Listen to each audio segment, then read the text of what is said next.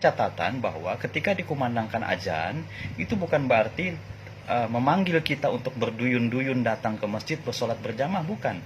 Azan itu kita kumandangkan sebagai penanda waktu.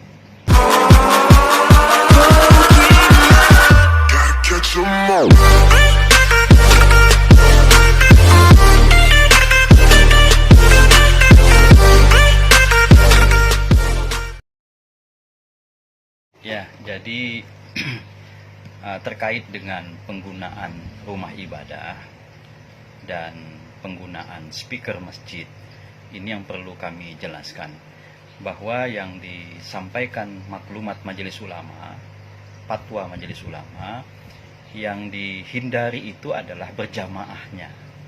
Yang dihindari itu adalah berjamaahnya.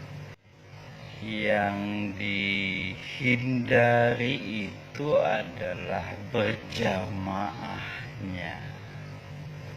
Jadi sedapat mungkin kita tidak menggunakan masjid atau musola sebagai tempat ibadah berjamaah.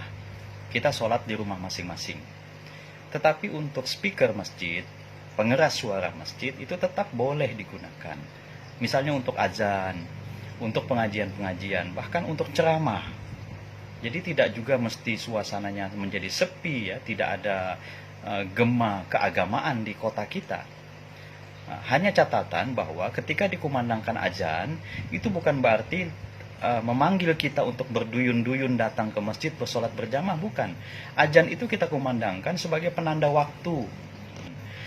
Azan itu kita kumandangkan sebagai penanda waktu.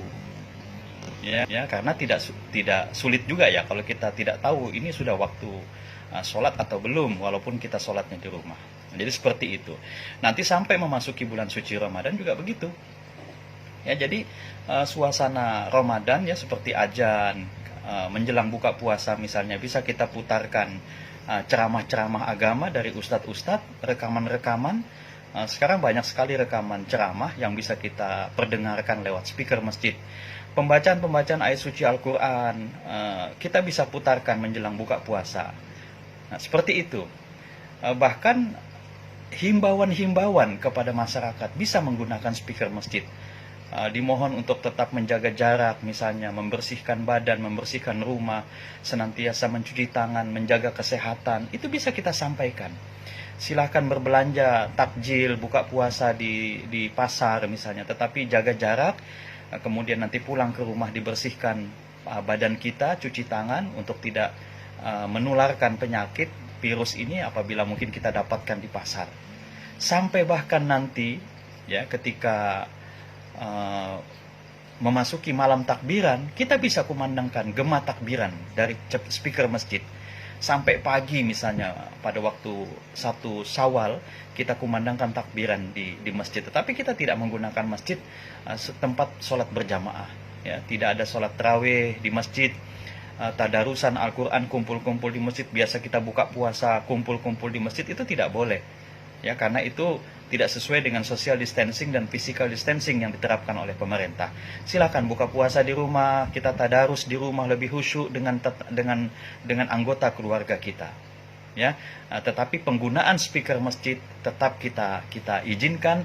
Tetapi penggunaan speaker masjid tetap kita izinkan.